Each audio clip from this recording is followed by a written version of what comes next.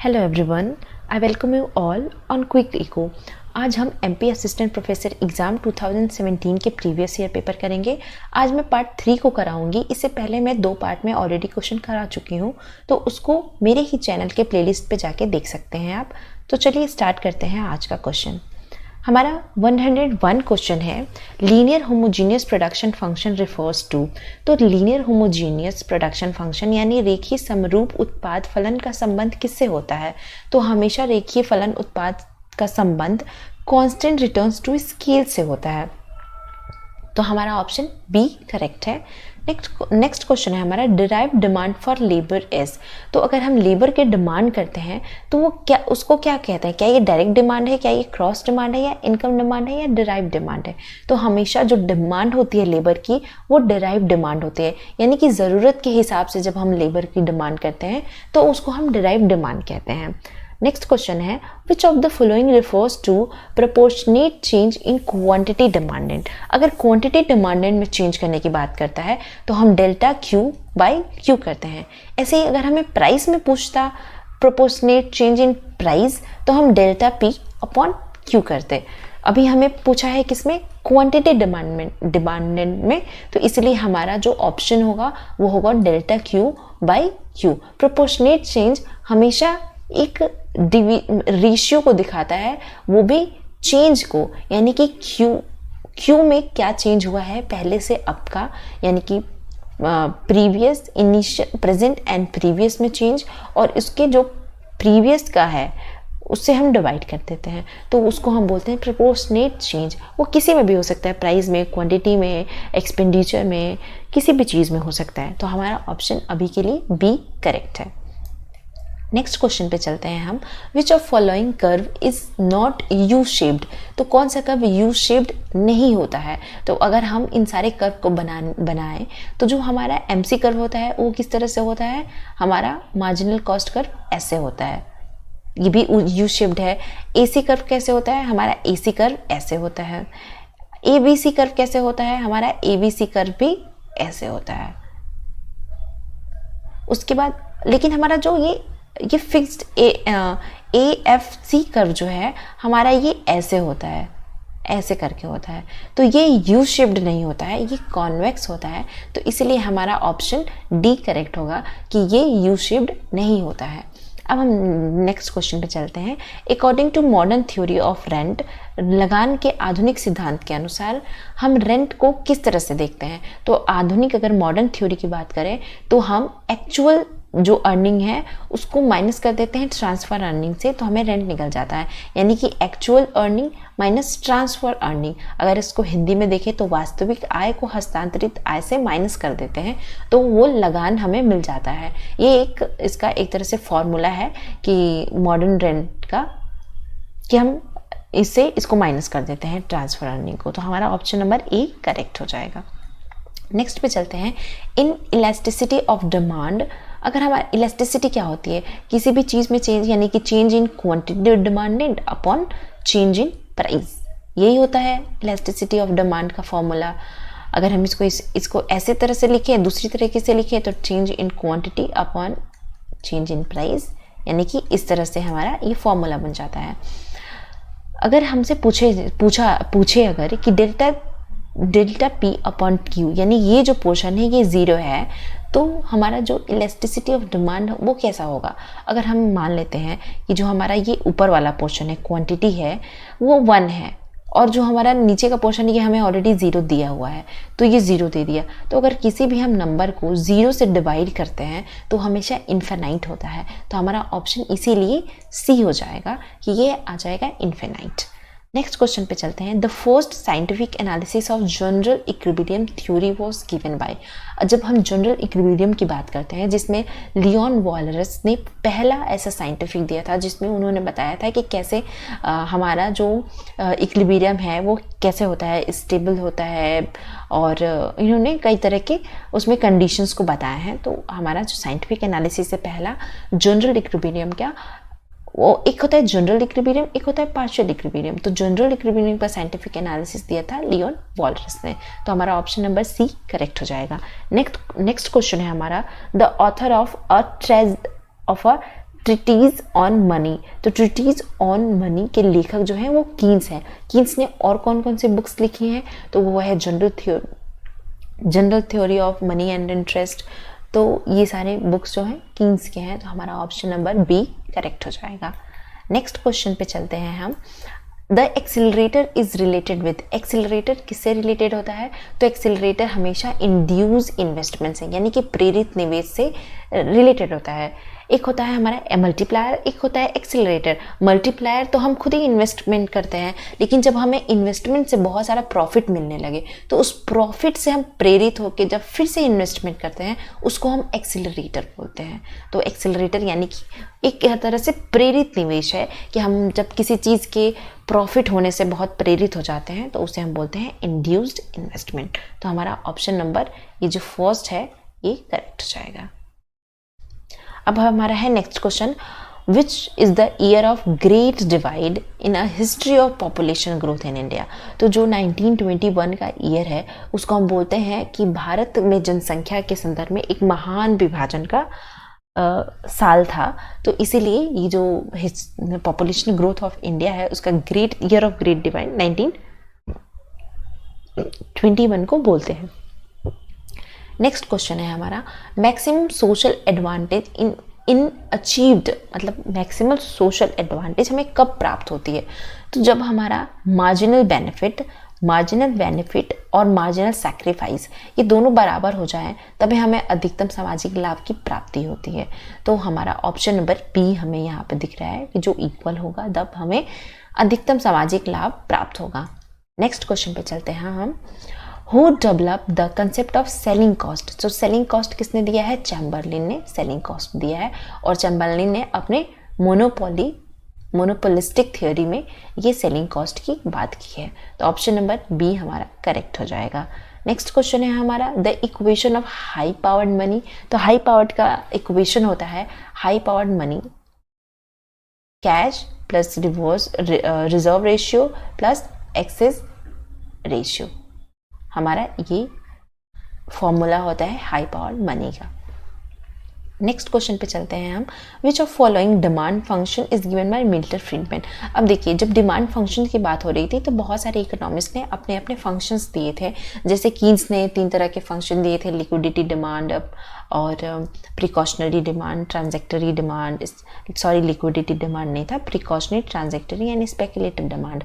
उसी तरह से मिल्टन फ्रीडमैन ने डिमांड का अलग फंक्शन दिया था।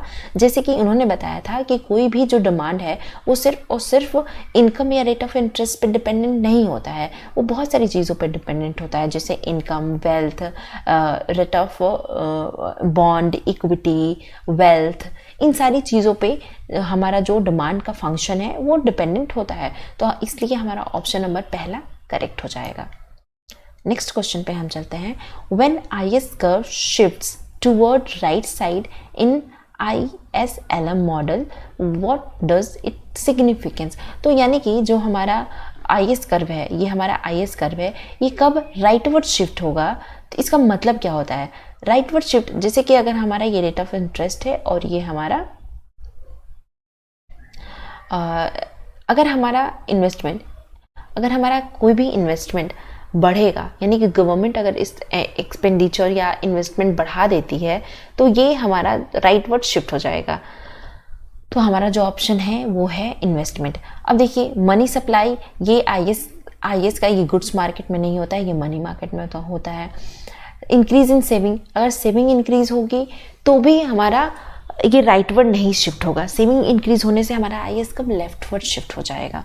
कंजम्पशन भी इसका पार्ट नहीं है, लेकिन इन्वेस्टमेंट है। इन्वेस्टमेंट और सेविंग ये दोनों IS के ही पार्ट हैं, लेकिन इसमें शिफ्ट की बात किया है तो शिफ्ट सिर्फ इंक्रीज जब करेगा इन्वेस्टमेंट में तभी राइटवर्ड शिफ्ट होगा। तो इसलिए हमारा ऑप्शन डी करेक्ट है। Who propounded the concept of inflationary gap. Inflationary gap किसने propound किया है? तो वो है कीन्स ने ही सबसे पहले इन्फ्लेशनरी गैप की बात की थी। उसके बाद बहुत सारे ऐसे इकोनॉमिस्ट आए जिन्होंने इस पे बात की है। नेक्स्ट क्वेश्चन है हमारा, the theory of surplus value was presented by. तो सरप्लस वैल्यू सबसे पहले मार्क्स ने दिया है थ्योरी ऑफ सरप्लस वैल्यू। इन्होंने 3 तरह के वैल्यूज़, जिसमें इन्होंने रिजर्व आर्मी की भी बात की है अपने थ्योरी में, तो ये सारी चीज़ें मार्क्स ने दी है। सरप्लस वैल्यू की भी बात उन्होंने की है। तो हमारा ऑप्शन नंबर सी एकदम करेक्ट हो जाएगा कि अतिरिक्त मूल्य सिद्धांत किसने प्रतिपादित किया है। नेक्स्ट क्वेश्चन है हमारा, who give theory of low level equilibrium trap. तो low level equilibrium trap Nelson ने दिया है। तो इसमें कुछ सोचना ही नहीं है। ये सारे क्वेश्चंस मैं जल्दी क्यों करवा रही हूँ, क्योंकि ये बहुत ही बेसिक क्वेश्चंस हैं और जो बहुत ही बस किसका मॉडल है, किसने कौन सा दिया है, यही पूछा गया है। तो इसीलिए मैं इसको थोड़ा जल्दी करा रही हूँ। जो कोई न्यूमेरिकल क्वेश्चंस आएगा तो उसको मैं बहुत अच्छे से करवाऊंगी आपको, ताकि आपको समझ में आ जाए। Who has developed his model on the basis of 3 distinct concept of rate of growth। तो rate of growth को 3 तरह से किसने बांटा था, तो वो हेरड। किस तरह से उन्होंने बांटा था ना, actual growth rate, warranted growth rate और नेचुरल ग्रोथ रेट। तो ये 3 तरह के ग्रोथ रेट में इन्होंने हेरड ने बांटा था। तो हमारा ऑप्शन नंबर बी करेक्ट हो जाएगा। नेक्स्ट क्वेश्चन है हमारा, Which one of the following is not a feature of Cobb-Douglas production function। तो Cobb-Douglas production function का कौन सा फीचर नहीं है, तो वो Cobb-Douglas production function constant returns को करता है, सही है। फैक्टर इंटेंसिटी भी रहती है और इफिशिएंसी ऑफ प्रोडक्शन भी रहता है, लेकिन elasticity, zero elasticity of factor of substitution नहीं होता है। यहाँ पे elasticity of factor of substitution 1 होता है। तो इसीलिए हमारा ऑप्शन फर्स्ट जो है ये करेक्ट है कि Cobb-Douglas प्रोडक्शन फंक्शन का फीचर नहीं है। नेक्स्ट पे चलते हैं हम which theory has been developed by professor Hirschman. अब देखिए, जो बैलेंस ग्रोथ की थ्योरी थी वो तो बहुत सारे लोगों ने दी थी, जैसे कि रोजेंस्टीन, रोडान और भी कई सारे थे। और अनबैलेंस ग्रोथ की हिशमैन ने ही स्टार्ट की थी। इसमें भी बहुत सारे इकोनॉमिस्ट हैं जो बाद में जुड़ गए थे। तो हमारा ऑप्शन नंबर बी करेक्ट हो जाएगा। अकॉर्डिंग टू हेरड मॉडल, हेरड मॉडल में अगर हमारा जी, अगर एक्चुअल जी वारंटेड ग्रोथ रेट से बड़ा होगा तो हमेशा ये इन्फ्लेशन को जनरेट करेगा। इन्फ्लेशन को क्यों जनरेट करेगा, क्योंकि ये जो हमारा वारंटेड ग्रोथ रेट है इसको हम फुल एम्प्लॉयमेंट कहते हैं, यानी कि ये फुल इकोनॉमी में अचीव होता है, तब हम उसको वारंटेड ग्रोथ रेट कहते हैं। लेकिन अब एक्चुअल ग्रोथ रेट इससे भी ज़्यादा हो जाएगा तो वो इन्फ्लेशनर को जनरेट कर देगा, और इसके अपोजिट अगर ये इससे कम होता तो वो डिफ्लेशन लाता मार्केट में। तो इसलिए हमारा ऑप्शन नंबर फर्स्ट सही है कि secular inflation will be arise, यानी कि दीर्घकालिक स्फीति उत्पन्न होगी जब भी हमारा actual growth rate warranted growth rate से ज़्यादा होगा। नेक्स्ट क्वेश्चन है हमारा, in which sector disguised unemployment found. तो एग्रीकल्चर सेक्टर में हमेशा डिस्गाइज्ड अनएम्प्लॉयमेंट देखी जाती है। अब ये होता क्या है, मैं आपको ये भी बता दे रही हूँ कि डिस्गाइज्ड अनएम्प्लॉयमेंट किसे कहते हैं। अगर मान लीजिए किसी खेत में 2 लोग खेती कर रहे हैं और वो सेम 2 लोग खेती करने के बाद मान लीजिए कि वो 3,000 की कमाई महीने में कर रहे हैं, या साल में वो 1 लाख की कमाई कर रहे हैं, 2 ही लोग मिलके। अब उसमें 5 लोग लग गए हैं, लेकिन फिर भी साल में 1 ही लाख की कमाई हो रही है। तो आपको ये नहीं लग रहा है कि जो इसमें एक्स्ट्रा जो 3 लोग लगे हैं इनका कोई प्रोडक्टिविटी में कोई ऐसा कंट्रीब्यूशन ही नहीं है। ऐसे ही अनएम्प्लॉयमेंट को, मतलब या तो वो अनएम्प्लॉयड हैं, वो ऐसे ही चले जाते हैं, ऐसा कुछ काम एक्स्ट्रा करते नहीं है, क्योंकि जो हमें 1 लाख की ही प्रॉफिट हो रही है एट द एंड, तो वो 3 लोग, जो 2 लोग कर रहे थे, 3 लोग आने के बाद भी 5 लोग मिलके भी उतना ही कर रहे हैं। तो ऐसे अनएम्प्लॉयमेंट को हम डिस्गाइज अनएम्प्लॉयमेंट कहते हैं, और ये हमेशा एग्रीकल्चर सेक्टर में देखी जाती है। तो इसलिए हमारा ऑप्शन नंबर बी इसमें करेक्ट होगा। अभी हम नेक्स्ट क्वेश्चन पे चलते हैं।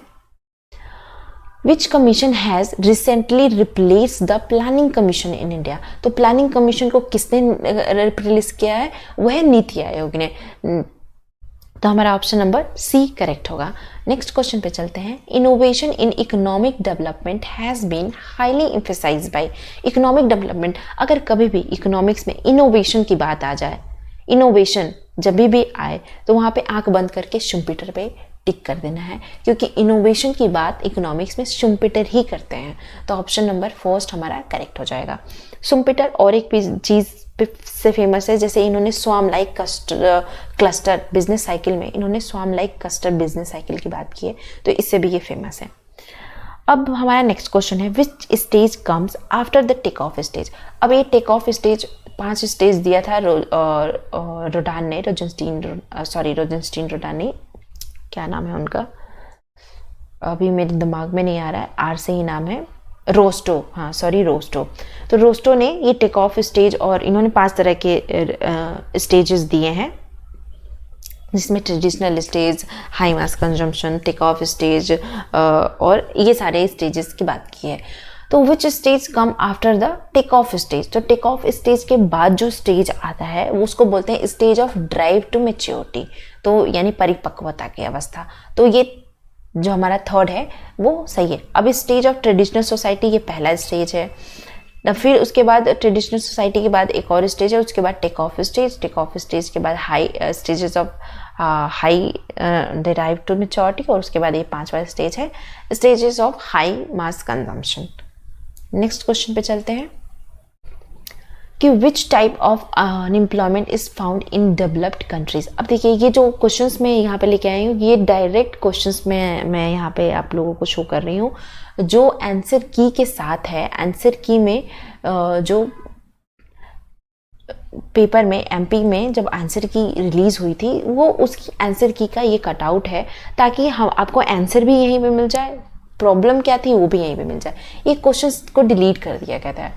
अब इसको क्वेश्चन को क्यों डिलीट किया गया है, क्या डिलीट किया गया है ये तो नहीं पता, लेकिन ये क्वेश्चंस को डिलीट कर दिया गया था। ये ऐसे ही वेबसाइट पे पड़ी है, तो इस वजह से मैं इसको ऐसे ही इसमें है।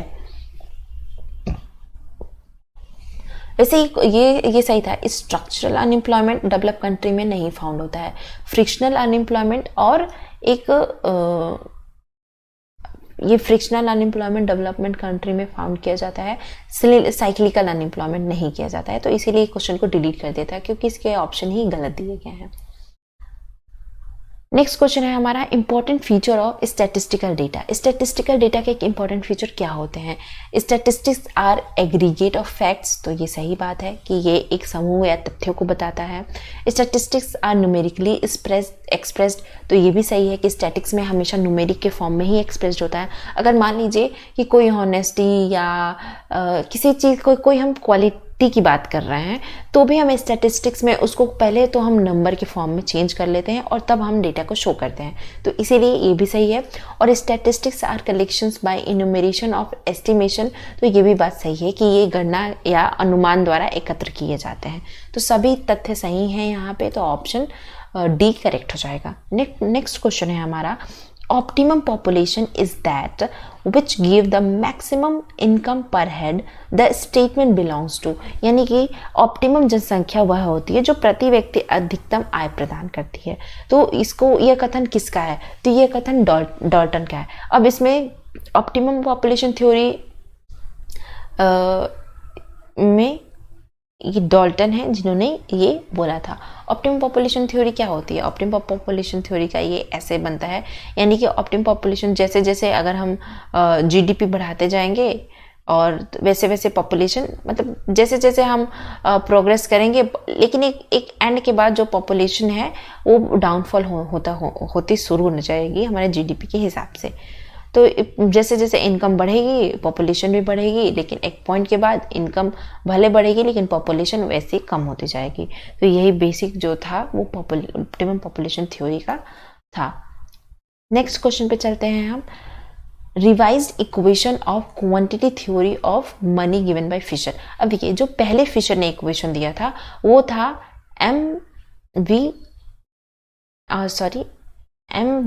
Is equal to P T, M V is equal to P T, जिसमें से v और ये t कांस्टेंट थे, यानी कि मनी प्राइस के इक्वल होता है। ये फिशर का इक्वेशन था, लेकिन कुछ टाइम बाद प्राइस और जो ये t है, p एंड t है, इसमें एम वी तो था ही, इसके साथ m1 और v1 को भी जोड़ दिया फिशर ने, तो इसलिए हमारा ऑप्शन बी करेक्ट हो जाएगा। Of the following equation of Pigou. अब पीगू का कौन सा इक्वेशन है? तो पीगू ने इक्वेशन दिया है जो कि P इज इक्वल टू के आर अपॉन एम और C plus H 1 minus C, ये है पीगू का इक्वेशन। बाकी ये रॉबर्टसन का इक्वेशन है, और इस तरह से बहुत सारे इक्वेशंस, जिन्होंने कई सारे इक्वेशंस दिए गए हैं। मैं आप लोगों को, मेरा एक वीडियो है आप लोग देख लीजिएगा, क्विक कंटेंट के नाम से है। इसमें मैंने कई सारे इक्वेशन जिस इकोनॉमिस्ट ने दिए हैं मैंने करवाए हैं, आप उसको ज़रूर देखिएगा। नेक्स्ट क्वेश्चन पे चलते हैं हम। National account statistics is published every year. तो नेशनल अकाउंट स्टैटिस्टिक्स हर साल पब्लिश की जाती है, तो वो कौन करता है? तो वो करता है सेंट्रल स्टैटिस्टिकल ऑर्गेनाइजेशन। तो हमारा ऑप्शन नंबर ए करेक्ट हो जाएगा। नेक्स्ट क्वेश्चन है, in stable equilibrium the equilibrium moves toward the original equilibrium, moves toward from the original equilibrium. अब स्टेबल इक्विलिब्रियम क्या होती है? तो ये हमेशा मूव करती है ओरिजिनल इक्विलिब्रियम से, तो हमारा ऑप्शन नंबर फर्स्ट ही करेक्ट हो जाएगा। नेक्स्ट क्वेश्चन है, in indifference curve analysis consumer's equilibrium point is where price और बजट लाइन, यानी कि उदासीन वक्र में जब उपभोक्ता संतुलन बिंदु पर होता है जहां कीमत और बजट रेखा एक दूसरे को स्पर्श करती हैं, जैसे कि हमारे ये बजट लाइन है और हमारा ये इंडिफरेंस कर्व है, और ये यहाँ पे एक दूसरे को, ये इक्विलिब्रियम पॉइंट में होगी जब ये एक दूसरे को यहाँ पे टच करती हैं, यानी कि जब वो टेंजेंट होती हैं, उदासीनता वक्र को स्पर्श करती हैं। तो हमारा ऑप्शन नंबर फर्स्ट ही करेक्ट हो जाएगा। नेक्स्ट क्वेश्चन हमारा है, in case when all factor are variable then the production function will be. अगर सारे फैक्टर्स वेरिएबल होंगे तो ये हमेशा लॉन्ग पीरियड में होता है। शॉर्ट पीरियड में क्या होता है, सारे फैक्टर्स वेरिएबल नहीं होते, इवन वेरिएबल होते ही नहीं फैक्टर फिक्स्ड होते हैं शॉर्ट पीरियड में। जब फैक्टर वेरिएबल हो जाए यानी कि वो लॉन्ग पीरियड की बात हो रही प्रोडक्शन फंक्शन की, तो हमारा फर्स्ट ऑप्शन करेक्ट हो जाएगा। डिओपोली is a special case of. अब देखिए, जब हम मोनोपोली पढ़ते हैं वो तो सिर्फ सिंगल उसमें फॉर्म होती है, और परफेक्ट कंपटीशन में बहुत सारे फर्म्स होते हैं, और मोनोपोलिस्टिक कंपटीशन में भी क्या होता है, उसमें भी बहुत सारे होमोजीनियस प्रोडक्ट में भी डील करता है, और उसमें एक से भी ज़्यादा फर्म्स होती हैं। ओलिगोपोली में कुछ ही फर्म्स होती हैं, और यही इसका स्पेशल केस है डुओपोली, और जिसमें सिर्फ और सिर्फ दो ही फर्म होती हैं। तो इसलिए हमारा ऑप्शन नंबर सी करेक्ट है कि ये ओलिगोपोली का स्पेशल केस है। अब नेक्स्ट क्वेश्चन है हमारा, reveal preference theory was developed by which of the following economist. तो रिवील प्रेफरेंस थ्योरी दिया है सैमुअल्सन ने, तो हमारा ऑप्शन नंबर सी करेक्ट हो जाएगा, सैमुअल्सन। नेक्स्ट क्वेश्चन पे चलते हैं हम, कोएफिशिएंट ऑफ रेंज। अब देखिए, रेंज जो हम निकालते हैं वो हम निकालते हैं हाईएस्ट यानी कि लार्जेस्ट माइनस स्मॉलेस्ट से, और अगर जब हम कोएफिशिएंट निकालते हैं तो हम लार्जेस्ट प्लस स्मॉलेस्ट को ऐड कर देते हैं, ये हो जाता है कोएफिशिएंट ऑफ रेंज। अब यहाँ पे m1 m0 के नाम से दिया है, तो हम देख लेते हैं m1 minus m0, m1 plus m0, तो हमारा ऑप्शन नंबर पहला ही सही हो जाएगा। बाउली कोएफिशिएंट ऑफ स्क्यूनेस। अब देखिए, बाउली कोएफिशिएंट ऑफ स्क्यूनेस का फॉर्मूला क्या होता है, जब हम कोएफिशिएंट ऑफ स्क्यूनेस, देखिए बाउले का फॉर्मूला है, ये कोएफिशिएंट को ही डील करता है। तो अगर हम क्वार्टाइल थर्ड को क्वार्टाइल 1 से जोड़ देते हैं और इसमें माइनस कर देते हैं सेकेंड m, यानी कि मीडियन को 2 मीडियन को माइनस कर देते हैं अपॉन Q3 माइनस Q1, तो ये हमारा बन जाता है बाउले कोएफिशिएंट ऑफ स्क्यूनेस का फॉर्मूला। स्क्यूनेस के कई सारे फॉर्मूले होते हैं, जैसे कि कार्ल पियर्सन का फॉर्मूला स्क्यूनेस का, बाउले का फॉर्मूला, कैली का फॉर्मूला, इसी तरह डेसाइल परसेंटाइल, इसके भी स्क्यूनेस के फॉर्मूले होते हैं। मैं बहुत ही जल्दी एक स्टैट्स के जो भी इम्पॉर्टेंट फॉर्मूला है उसका मैं एक क्लब करके एक वीडियो बनाऊंगी, तो उसको आप ज़रूर देखिएगा। तो हमारा ऑप्शन नंबर बी है जो करेक्ट है स्क्यूनेस का। ये m मीडियन है, अगर कभी कभी ना हमारे फॉर्मूले में ये m की जगह Q2 भी रख देगा तो भी हमारा फॉर्मूला सही हो जाएगा। यानी कि अगर इस तरह से फॉर्मूला रखा हो Q3 plus Q1 minus 2Q2 upon Q3 minus Q1, अब ये Q2 जो है ना वो मीडियन को डील करता है, तो कभी कभी Q2 भी रख देगा तो उससे कंफ्यूज होने की ज़रूरत नहीं है, वो मीडियन ही होता है। तो हमारा ऑप्शन नंबर सेकंड सही है। अब हम नेक्स्ट पे चलते हैं कि canon of equity in taxation was advocate by. तो कैनन ऑफ इक्विटी की बात किया है एडम स्मिथ ने।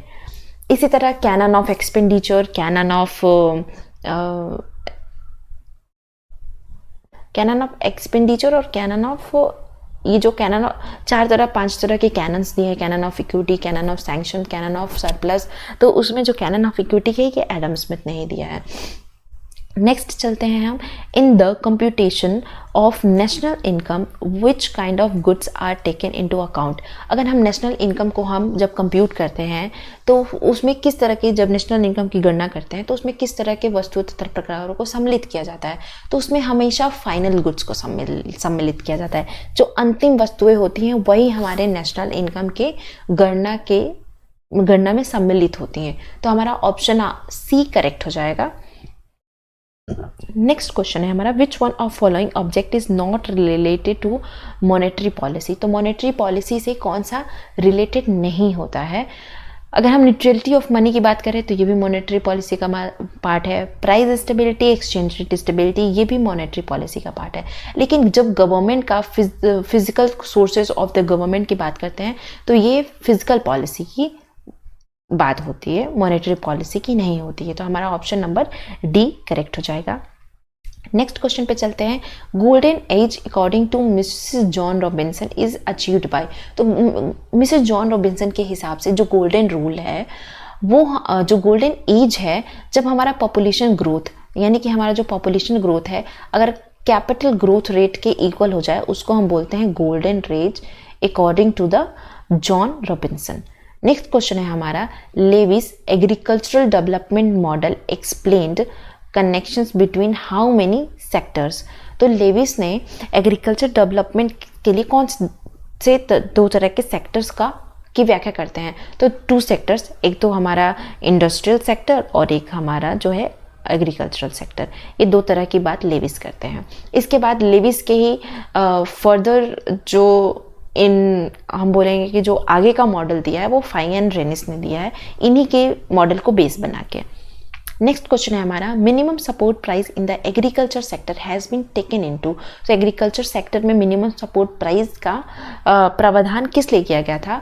तो इसमें जैसे कि अगर वर्ष में कोई भी स्थिति में कीमत अगर फसलों की कम हो जाए उसको रोकने के लिए